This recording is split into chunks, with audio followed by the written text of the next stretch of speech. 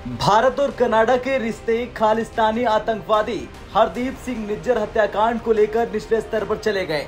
पश्चिमी देश कनाडा अपने सहयोगियों को भी भारत के खिलाफ एकजुट करने लगा। कनाडा की करीबी सहयोगियों अमेरिका, ब्रिटेन और ऑस्ट्रेलिया ने कहा कि वो इस मुद्दे को लेकर बेहद चिंतित है।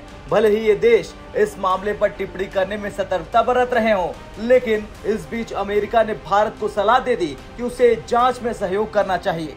पश्चिमी देशों की प्रतिक्रिया और सलाह के बीच भारत के पुराने दोस्त रूस की अब धमाकेदार एंट्री हो गई। रूस की मीडिया ने कहा कनाडाई प्रधानमंत्री जस्टिन ट्रूडो को थोड़ी नरमी रखनी चाहिए और पीएम मोदी से बात करनी चाहिए। रूस की सरकारी न्यूज नेटवर्क आरटी ने अपने एक लेख में लिखा कि कनाडा के प्रधानमंत्री जस्टिन ट्रूडो भारत को ये दिखाने के लिए और अधिक प्रभावी कदम उठा सकते हैं कि उनकी सरकार खालिस्तान के मुद्दे पर गंभीर है। भारत खालिस्तान को बड़ी चिंता के रूप में देखता है और खालिस्तान का मुद्दा कनाडा के समाज के लिए भी खतरा है। इसके जरिए ट्रूडो की सरकार अपने वोट बैंक के लिए सिखों को अपनी ओर आकर्षित करने की कोशिश कर रही।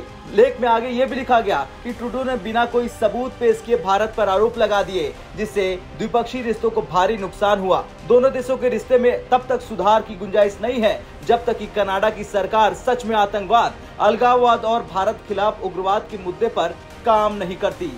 G20 शिखर सम्मेलन के दौरान कनाडाई प्रधानमंत्री की प्रधानमंत्री नरेंद्र मोदी से तीखी झड़प हुई थी। भारत ने खालिस्तान मुद्दे का समाधान होने तक मुक्त व्यापार वार्ता के पीछे हटने की धमकी भी दी थी और अब ट्रूडो ने कनाडा के आंतरिक मामले में भारत के दखल के आरोप लगा दिए। ट्रूडो के आरोप भारत के खिलाफ बदले की कार्रवाई में उठाया गया था। उन्होंने सार्वजनिक रूप से कहा था कि वो खालिस्तान के मुद्दे पर भारत के साथ व्यापार वार्ता रोक देंगे। हालांकि कनाडा का इस मामले को लेकर अमेरिका, ब्रिटेन और अन्य देशों से बात करना अप्रत्याशित था और इसके बाद बात द्विपक्षीय मामले तक नहीं रह गई।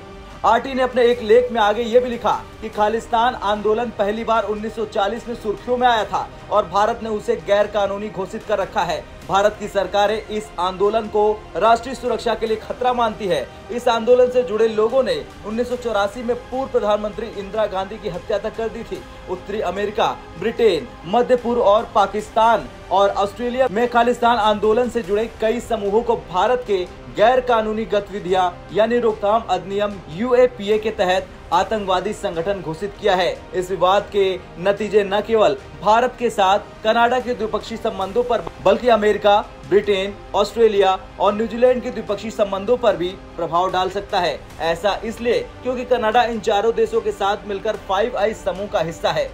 खैर, जिस तरह से भारत कनाडा के तनाव के बीच रूस की एंट्री हुई, उसके बाद अमेरिका की तो मानो नींद ही उड़ गई और एक बार फिर से ये तय हो गया कि रूस भारत एक साथ आकर अब खालिस्तान मुद्दे का अंत जरूर कर देंगे। ब्यूरो रिपोर्ट, भारत तक।